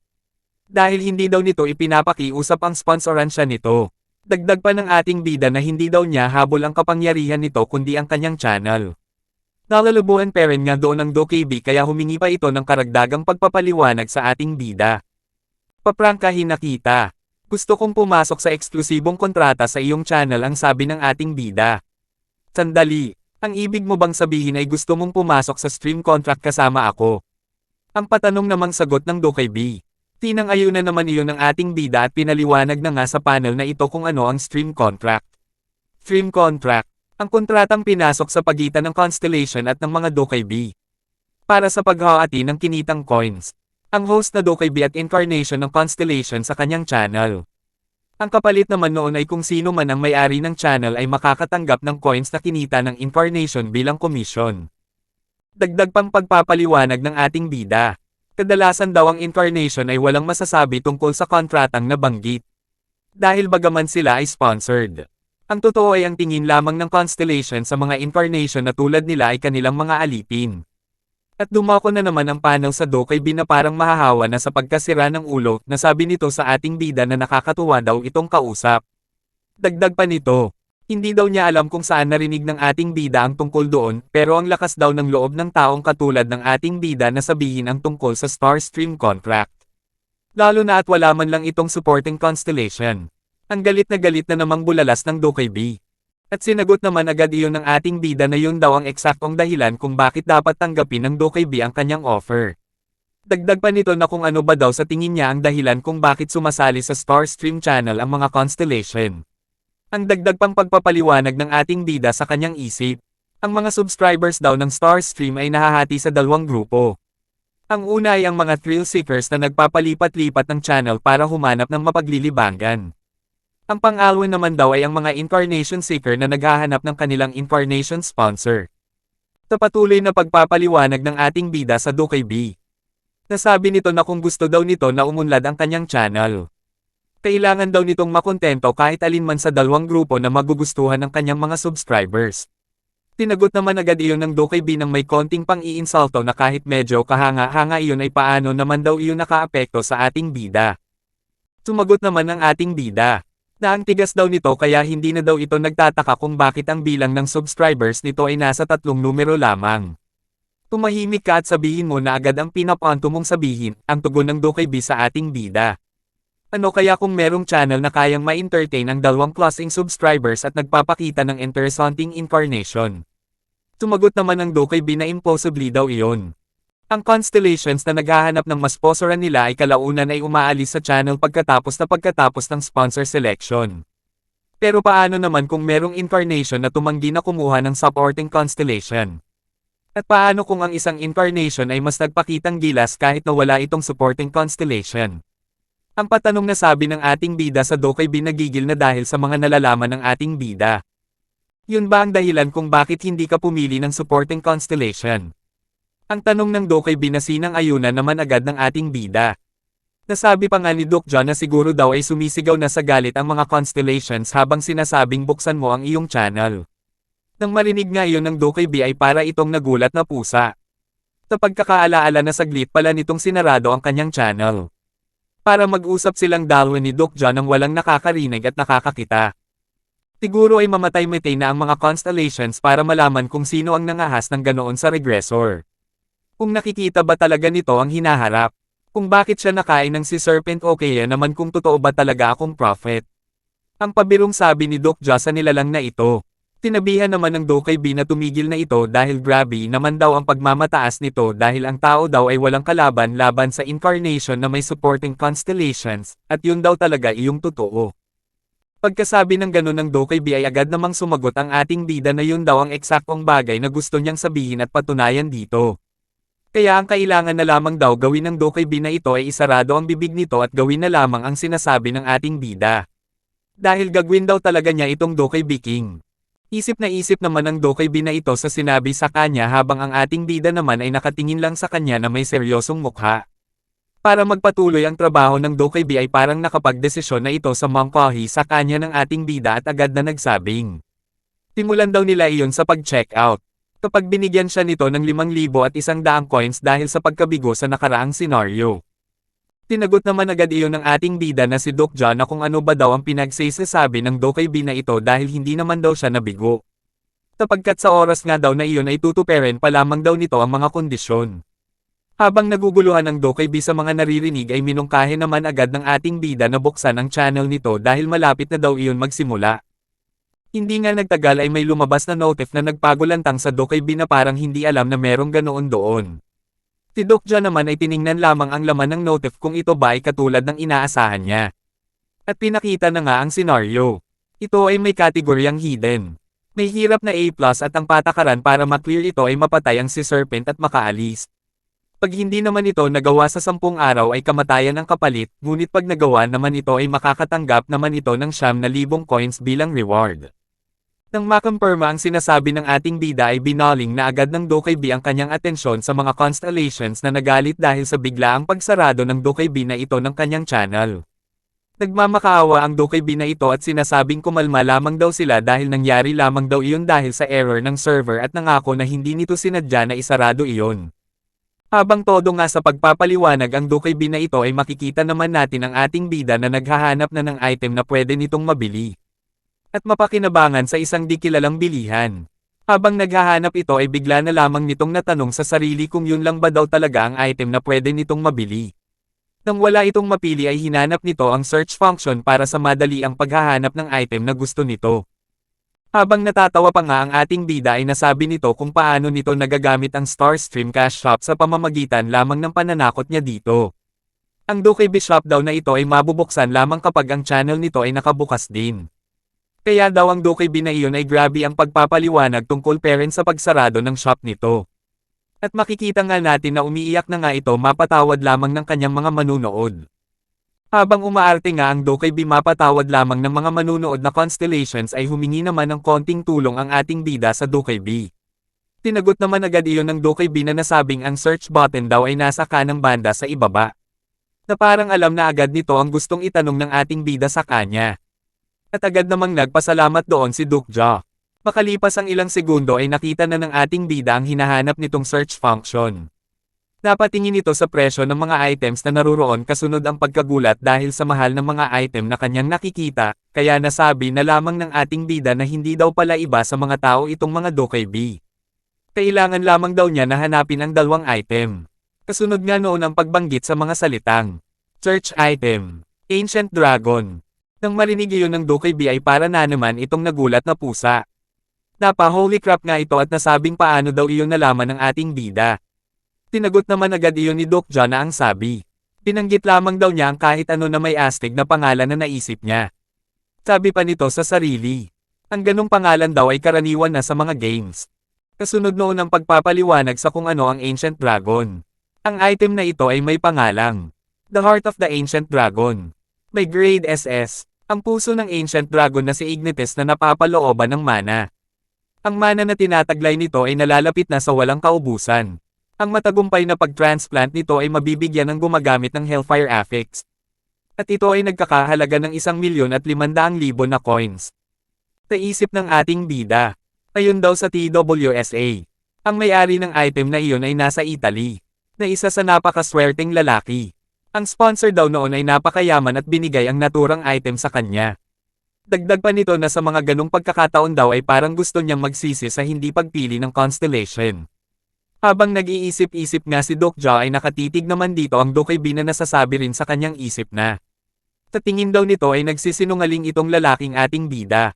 Patuloy nga na panggagago ng ating bida sa Dokkaebi ay nagbanggit na naman ito ng mga high-grade item sa pagbanggit ng salitang Church, Archdemon's Eyeball, Church, White Star Weapon Aura. Sa mga narinig na naman nga na iyon ng Dokkaebi ay nagulat na naman ito, habang tinatanong ang sarili sa kung paano iyon nalaman ng ating bida, at parang hindi na aksident ang mga nababanggit nito. Makalipas ang ilang mga sandali ay parang nabili na ng ating bida ang dalawang item na sinasabi nito na kailangan niya. Nagtataka naman ang Dokkaebi dahil sa binili nitong 4 na bag ng mucus at thorns o malaking tinik. Dagdag pang tanong nito na kung ano daw ba ang paggagamitan ng ating bida sa sari-saring item na iyon.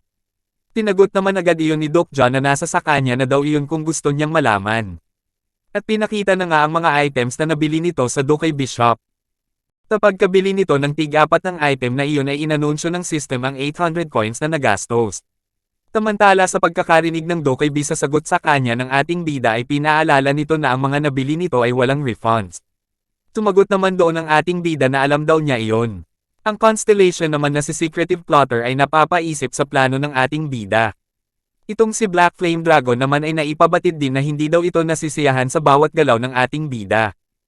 Sa pagkabasa naman ng mensaheng iyon ng mga constellation ay nasabi na lang ng ating bida sa isipan nito habang pang-ising-isi na wala naman daw pumipilit dito na panoorin siya. Maski ang Dokkaebi na ito ay napapaisip pa rin sa pinaggagagawa ng taong nasa harapan nito. Kasabay ng pagsarado ng channel ng Dokkaebi ay makikita naman si Dokja na kinukumpuni ang mga item na nabili nito para sa paghahanda sa kakaharapin nitong senaryo. Habang nagkokumpuni pa rin nga ang ating bida ay sinabi sa kanya ng Dokkaebi na sana daw ay hindi nito nakakalimutan na hindi pa siya pumapayag na tanggapin ang alok sa kanya nito. Sumang-ayon naman doon ang ating bida at sa pabirong pagsabi ay sinabi nito na magkakasundo daw sila tungkol sa mga terms ng kontrata pagkatapos niyang maklear ang kasalukuyang senaryo. Pagkatapos noon ay nagpaalam na ang Dokkaebi na sa panandali ang pag-alis nito. Tingnan na lamang daw nila kung makiklear niya ang kasalukuyang senaryo. Ngumiti naman dito ang ating bida dahil hindi kumontra ang Dokkaebi sa pabirong sabi niya. Sa pagpitik ng daliri ng Dokkaebi ay bumukas ulit ang kanyang channel at sinabing, good luck at sana daw ay gabayan siya ng mga storya. Habang pinagmamasdan ng ating bida ang pag-alis ng Dokkaebi ay dinukot nito ang kanyang phone para tingnan ang oras. Nang makumpirma ang oras ay nasabi nito na wala na daw itong masyadong oras bago lumabas ang acid sa tiyan ng Sea Serpent. Kaya hindi na ito nagdalawang isip pa at dumampot na agad ng pwede nitong gawing sagwan para makarating sa patutunguhan nito ng hindi lumuloblob sa tubig. Makalipas ang ilang segundo ay nakarating na ito sa kanyang patutunguhan at agad na kinuha ang isang bag ng mucus. Kumuha ng kaunti nito at inihaplas sa isa sa 4 nitong dalang tinik. Nang matapos niya iyon ay humarap ito sa kanyang target at naghanda sa paggamit nito. Mga ilang minuto pa ay makikitang naghahanda na rin ang tiyan ng Sea Serpent para ilabas ang acid nito na kailangan para tunawin ang lahat ng nakain nito. At ilang segundo pa nga ay sa wakas lumabas na ang hinihintay ng ating bida. Ang acid na pwedeng tumunaw sa kanya. Kasunod noon ay makikitang hinigpitin na ng ating bida ang pagkakakapit sa malaking tinik. At sa pagkakabuelo nga na ito ng ating bida bago pa tumama ang tinik sa balat ng Sea Serpent ay sinabi nito sa sarili na makakalabas daw siya ng buhay mula sa tiyan ng Commander Sea Serpent. Sa mukha ng napakagandang kalangitan na ito. Makikita ang kabaliktaran nito sa lupa kung saan dating naninirahan ng mapayapa ang mga tao. Makikita dito ang malawakang sunog na animoy nagsusunog lamang ng basura at ang napakarami at naglalakihang mga halimaw na parang imposibleng mapatay. Ngunit sa panel na ito ay merong isang halimaw na kakaiba dahil sa itsura nito at sa kulay ng balat nito ay parang may iniindang karamdaman. At makalipas nga ang ilang sandali ay umalangaw-ngaw ang hiyaw nito na tanda ng sobrang sama ng nararamdaman. Pinakita na din ang loob ng tiyan nito na gustong maglabas ng kinain, at sa tubig na umaagas na parang ipu-ipo ay makikita naman ang isang tao na nasunog na ang balat dahil sa asido na inilalabas ng lugar na iyon. Sa kabilang banda naman ay makikita ang isang lalaki na kapit wag lamang mahulog sa pool na asido. Makikita ang pagiging desperado sa mga mata at pagtanggi na mamatay. Ito ang ating bida na si Kim Duk-ja. Ang nabili nitong malaking tinik sa Dokay Bishop ay itinusok sa laman ng halimaw para siya ay may makapitin at may matong tongan. Punit-punit na ang damit nito gayon din ay pagod na. Waring ilang oras na siyang nasa ganoong kalagayan. Makikita sa ibaba niya ang ilan pang mga malaking tinik na ginamit para siya ay makapunta sa mataas na lugar na hindi basta-basta maaabot ng tubig na asido. Lumipas pa nga ang maraming oras. Makikita natin ang maputlang itsura ng ating bida na animoy nag-aagaw buhay na. Hindi dahil sa sakit o anumang karamdaman kundi dahil sa kawalan ng kain at pahinga sa matagal na oras. Nagtatanong sa sarili kung gaano na ito katagal sa kalagayan na iyon. Pinagdududahan ng sarili na baka naging sobrang taas masyado ng tiwala sa sarili na parang hindi na nito kaya pang panindigan. Dagdag pa nito, siya lamang daw ay isang ordinaryong magbabasa lamang at hindi ang bida sa kwento na kanyang nasangkutan. Dahil pa rin nga sa pagdideleryo ng ating bida, naiisip niya ang kanyang ina. Iniisip niya kung okay lang ito, ngunit sinagot naman niya agad iyon sa paniniwalang nasa maayos na kalagayan ito dahil ito ang tinaguriang nanay ng lahat ng tao. Dagdag pa nito na ang kalagayan niya ay hindi maaaring maging panaginip. Ngunit sa lagay niya ay gusto na nito na maging panaginip na lamang ang lahat. Ang mundo daw dati ay hindi naman kagandahan pero at least hindi nasa masamang kalagayan ang buhay niya sa loob ng tiyan ng Commander si Serpent. Pagkatapos ng pag-iisip niya ng hindi maganda dahil sa hirap ng kalagayan, nanahimik na ito na parang nag-aantay na lamang sa kanyang nalalapit na totoong kapalaran, kung mabubuhay pa ba o bibigay na ang katawan sa kawalan ng kain at pahinga sa kalagayan. Makalipas pa ang ilang sandali, dinilat ng ating bida ang kanyang mga mata dahil sa pagliwanag ng buong paligid dulot ng muling pagbabalik ng Dokkaebi. Sa pangyayaring iyon ay parang nabuhayan ng kaunti ang ating bida at kahit nanginginig na ang buong katawan nito ay sinigurado niya ang kapit nito sa malaking tinik. Kasunod noon ang tuluyang pagpapakita ng Dokkaebi. Nang makita nito ang ating bida ay pagkamangha ang una nitong naramdaman. Saka sinabi na may ibibigay daw siya sa ating bida kaya ito nagpakita. Ang ilang constellations naman ay naipabatid ang paghanga sa survival skill ng ating bida kaya naman may isa na nagregalo sa kanya ng 100 coins. Sa kasalukuyan ay 4 na araw na pala ang nakakalipas simula nang maglabas ng asido ang malaking isda, at magsimula ang ating bida na sumabit sa itinusok nitong malaking tinik sa tiyan ng commander na isda. Para itanggi ang kamatayang hatid ng pool na asido at magpatuloy sa hamon ng kinakaharap na senaryo. Hindi naman iyon inaasahan ng Dokkaebi dahil hindi nito akalain na sa ganoong paraan gagamitin ng ating bida ang malaking tinik. Kasunod noon ang kawalan ng malay ng ating bida sanhi ng sobrang stress ng katawan dulot ng walang kain at pahinga na nasabing 4 na araw na pala siyang ganoon ang kalagayan. Kaya nahulog na ito sa baba ng tiyan ng si Serpent na ngayon ay wala ng asidong tubig dahil sa pag-release nito ng lamang tiyan kanina. Ilang sandali pa ay bumagsak na rin ang Commander si Serpent na lumunok sa ating bida dahil sa hindi pa nasabing nangyari dito. Kasabay noon ang pag-anunsyo ng system sa pagtatapos ng hidden scenario na kinaharap ng ating bida. Sumunod na rin ang iba pang mensahe na nagsasabing, natanggap ng ating bida ang 9,000 coins. Unang nakahunt ng tier 7 na halimaw at tumanggap ng 1,000 coins bilang reward sa achievement na nagawa nito. Nang malaman niyo ng ating bida ay nabuhayan na naman ito ng kaunti. At kahit hinahapo pa ay nasabi na lamang nito sa isip habang may tuwang nararamdaman ay buhay daw siya na parang nagdiriwang ito. Sa kabilang banda naman ay masusing inaanalisa ng Dokkaebi ang ginawa ng ating bida para mabuhay sa 4 na araw kasama ang pool ng asido. Sinabi pa nito na ang Stonehogs daw ay madalas makikita sa mga baybayin. Ginagamit nila ang kanilang special na tinik para tusukin ang kanilang target hanggang sa matuyo ito at mamatay. Habang patuloy nga ang pagkamangha ng Dokkaebi, ang mga constellations naman ay napapangiti ng maintindihan ang ginawang desisyon ng ating bida. Ang iba naman ay napapasabi na lang na dapat daw sa susunod ay ipaliwanag ng ating bida kapag gagawa siya ng mga ganoong hindi kapani-paniwalang desisyon, para naman daw magkaroon din sila ng kamalayan sa mga mangyayari. Sa patuloy na pag-iisip ng Dokkaebi sa ginawa ng ating bida. Nasabi nito na kahit daw yung mucus of the hammer seahorse ay hindi niya alam na pwede palang magamit pang protection sa asido ng tiyan ng sea serpent. Nang marinig ang sinabi ng Dokkaebi, nasabi sa isip ng ating bida na bago daw magsimulang ang mapekto ang malalaking tinik na ginamit niya. Ibinihas daw niya ang natitira niyang mucus sa kanyang buong katawan. Pagkatapos noon ay ang mga lumalabas na tubig na galing sa katawan ng sea serpent ay ininom nito para maibsan ang kanyang gutom. Pagkainom nga ng ating bida sa tubig na lumalabas sa malaking tinik ay kasunod na nag-anunsyo ang system nito na na-absorbed daw niya ang lakas ng ichthyosaur, at ang stamina niya ay tumaas ng isang antas. Pagkatapos noon ay patibayan na lang ang naging labanan. Tinabi ni Dokja sa Dokkaebi na ang hammer seahorse daw ay pagkain ng mga sea serpent kaya kailangan nilang mag-evolve para makagawa ng special mucus. At yun daw ang dahilan kaya siya nakaligtas sa pool na asido. Na nasabi pang hanggang ngayon daw ay sobrang sakit pere ng balat niya dahil sa asido na iyon. Nagsalita naman ng Dokkaebi na dapat daw ay siya ang nagpapaliwanag noon. Sumagot naman ang ating bida na tinutulungan lang daw niya ito dahil parang ito ay nahihirapan iyong maintindihan, ang panggagago na naman ng ating bida sa nilalang. Kaya namura siya ng Dokkaebi. Pagkatapos ay nag-anunsyo ang system ng ating bida na ang skill niyang the fourth wall ay bahagyang nababawasan ang sakit niyang nararamdaman dulot ng asido. Habang palutang-lutang ang Dokkaebi ay kinakausap nito ang kanyang mga tagapanood na constellations ng may pagmamalaki sa ating bida. Pinara naman iyon ni Dokja at sinabing buksan na lamang daw nito ang shop. Tumayo ito at pumunta sa isang bahagi ng tiyan ng sea serpent. Nang marating ang lugar ay bigla nitong tinusok ng malaking tinik ang balat ng halimaw. Bigla namang nabutas ang bahagi ng tinusok at tumambad sa nagulat na Dokkaebi ang isang lumiliwanag na bagay. Ang bagay na ito ay ang Ichthyosaurus nucleus.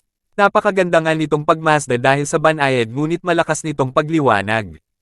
Kinuha iyon ng ating bida at sinabi sa Dokkaebi na ibebenta daw niya iyon o kaya naman ay sa palitan kaya ilagay iyon sa Dokkaebi auction house. Hindi na naman nga makapaniwala itong nilalang dahil hindi niya alam kung paano nalalaman ng ating bida ang mga impormasyon na iyon. Pilin pa ni Dokja sa Dokkaebi. Hindi daw niya iyon ipagpapalit sa kahit na anong item malibas sa item na nagngangalang Broken Faith. Napaisip naman sa sinabing iyon ng Dokkaebi dahil hindi nito alam kung merong nagmamayari ng item na gustong kapalit ng ating bida. May gusto naman sanang bilhin si Dokja ngunit mamaya na daw iyon sabi ng Dokkaebi pagkatapos ng gagawin niya. Pagkatapos noon ay habang nagpapakyut ang Dokkaebi na ito sa kanyang mga mahal na tagapanood ay sinabi nito na babalik daw ang kanyang palabas pagkatapos ng advertisement na pagsamantalang ipapalabas nito. Makikita naman ang ating bida na nawarduhan sa ginawa ng Dokkaebi. Makalipas ang ilang sandali, lumabas sa system ang stream contract agreement na ginawa nito. Nagkakalaman ito ng iba-ibang kasunduan.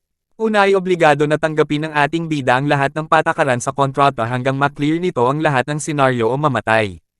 Pang-alwa ay hindi na siya pwedeng magkaroon ng supporting constellation.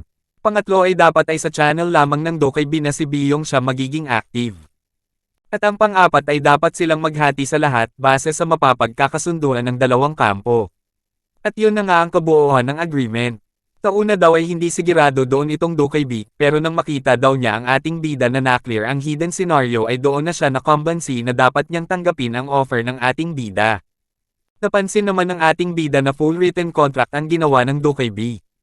Tinagot naman agad iyon ng Dokkaebi na, kala daw niya na silang mga tao ay gusto ang katulad noon dahil kahit maski siya ay hindi iyon naiintindihan.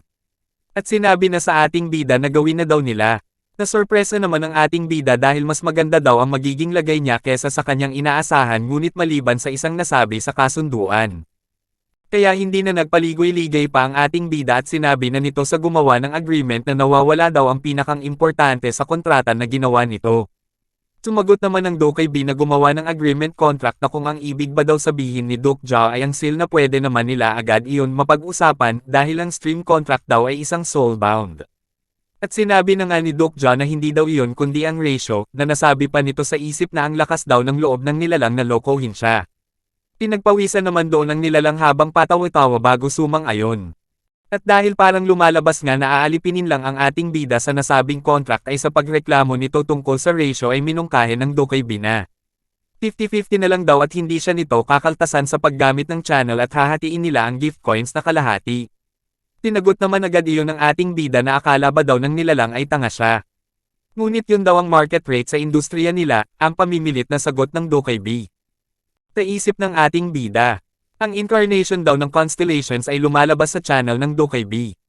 At ang constellation ay magbibigay ng parte sa gift coins ng ibang constellation sa Dokkaebi na may-ari ng channel at yun daw talaga ang kadalasang kalakaran pero wala akong supporting constellation. At kapag ang constellation ay nagbigay ng coin sa incarnation na walang supporting constellation, kailangan nilang magbayad ng malaki sa Dokkaebi na may-ari ng channel bilang commission. Ang sabi ng ating bida sa mapang abos ang Dokkaebi. Dagdag pa nito na nakakasigurado daw siya na sa mga oras na yun ay tiba-tiba na itong Dokkaebi dahil sa kanya. Natatameme naman ang Dokkaebi dahil alam pala iyon ng ating bida. At minungkahi na kukunin daw nita ang lahat ng coins na ibibigay sa lahat ng senaryo na ki-clear niya at ibibigay ng constellations. Nanlaki na lang ang mata ng Dokkaebi sa gulat sa nasabing iyon ng ating bida. At makikitang nag-alboroto na naman sa galit itong Dokkaebi habang sinisigaw na bapakalaking kalokohan daw iyon. Napapatawa na lang ang ating bida na parang walang awa sa Dokkaebi. Kaya sinabi na magiging okay lang naman daw ang Dokkaebi sa komisyon. At sa walang puso nitong desisyon ay sinabi pa nito na hindi daw niya bibigyan ng kahit isang coins ang nilalang. Tumubok naman ng plan B ang Dokkaebi na sinabi na maghati daw sila at sa ating bida ang 70%. Pinara naman agad iyon ng ating bida sa walang awang pagsabi na dalawa lang daw ang pamimilian ng nilalang. Ang kukunin niya lahat o lilipat siya ng ibang channel. Dagdag pa nito na nabalitaan daw niya na ang nagngangalang Hildal ay maganda ang takbo ng buhay ngayon. Tumubok na naman nga ang nilalang na sinabi na ano daw kaya kung 80% at yun na daw ang pinakang may offer niya. Di naman nagpatinag ang ating bida at pinakita sa Dokkaebi na dapat nitong tanggapin ang offer niya o wala siyang mapapala. At habang mangiyak-ngiyak naman sa galit ang Dokkaebi ay sinabi dito ni Dokja na ang advertisement daw nito ay malapit ng matapos. Dagdag pa nito na hindi ba daw niya nakikita na ang mga constellations ay nagrereklamo na. Nanginginig na nga sa galit ang Dokkaebi, at bago pa man nga masiraan ng ulo ito ay sa wakas ay pumayag na ito sa gusto ng ating bida at tinanong na kung pipirmahan na nito ang kontrata. Ngunit hindi pa nga tapos ang ating bida sa panggagago sa Dokkaebi na sinabing may sasabihin daw muna siya bago iyon. Parang galit na chicks namang tinanong agad ng nilalang kung ano ang kanyang sasabihin. At masayang sinabi ng ating bida na si Dokja na hihingi daw siya ng contract fee na nagkakahalagang 5,000 coins. Pagkatapos noon ay lumipat ang panel sa labas ng tiyan ng patay na si Serpent. Mula doon ay makikita natin ang ating bida na mabilis na lumalangoy patungo sa pampang. Makalipas ang ilang sandali ay nakarating na ito sa kanyang patutunguhan. Umupo ito at nasabing, salamat naman daw at makalipas ang 4 na araw ay nakalanghap na uli siya ng sariwang hangin. Dagdag pa nito na akala daw niya ay kakailanganin lamang niya ng 2 araw. Ngunit ang 4 na araw daw ay hindi na masama dahil nagawa pa niyang makipagkontrata sa Dokkaebi. Kung ikukumpara kay Jungyok na inabot din ng 4 na araw sa ika-4 nitong round. Habang nagpapahinga pere ng konti ang ating bida ay naalala nito kung paano nagtapos ang pinag-uusapan nilang dalawa ng Dokkaebi. Dahil mukhang wasak na wasak daw ang itsura nito dahil sa pagsingil niya dito ng contract fee na 5,000 coins. Nakaipon daw siya ng malaki-laking coin sa proseso na hindi na daw masama para sa panimula. Habang naiisip iyon ay natatawa ang ating bida dahil naging isang extraordinary daw siya matapos lamang nabasahin ang TWSA. Tumayo na din ito at sinabi sa sarili na maghahanap daw muna siya ng bagong masusuot na damit. Bago pa man ito makalayo ay nag-anunsyo ang system nito na ang skill niyang The Fourth Wall ay aktibo peran. Nang makita iyon ay naisip niya ang isang pangyayari na sangkot ang naturang skill. Naalala niya na dahil hindi nito ma-access ang kanyang attribute ay sinabi niya sa Dokkaebi na ayusin iyon. Imposible daw iyon dahil ang system ay hindi nagkakamali, ang tugon ng nilalang. At nag-anunsyo na nga ang system ng ating bida na sinasabing ang Dokkaebi na si Biyong ay sinusubukan ng system interference sa iyo. Kasabay noon ang pagkaalarma ng personal skill ng ating bida na The Fourth Wall at nag-activate ito. Kaya ang nangingialam na Dokkaebi ay parang nakoryenteng pusa na naman. At bumalik na nga sa kasalukuyan na habang nakangisi ay nasabi nito sa sarili na hindi daw niya akalain na pati ang interference ng Dokkaebi ay mahaharang ng naturang skill. Dagdag pa nito na magiging magaling daw siyang manloloko dahil walang makakaalam ng kanyang kakayanan. At sa patuloy nga na paglalakad nito ay sa wakas narating na nito ang kasunod na main scenario. Walang takot niya yung pinasok na dala lamang ang natitirang malaking tinik na nabili niya sa Dokay Bishop. Kasunod noon ang pag-anunsyo ng system na ang scenario area daw ay kontaminado ng masamang hangin. At nagpapayo na wag lang hapin ang hangin at magmadaling pumunta sa isang pasilyo sa ilalim ng lupa. Makalipas ang ilang sandali ay nag-anunsyo na naman ang system nito na nagpapaalaala na na-expose na daw siya sa nakakalasong hamog. At ang constellation na si Abyssal Black Flame Dragon ay natatawa sa kanya na parang sinasabi na, pagkatapos ng mga pinagdaanan nito ay sa hamog lamang pala mamamatay. At nang makita ng ating bida ang tanawing ito ay nasabi nito na, dito na magsisimula ang totoong laro.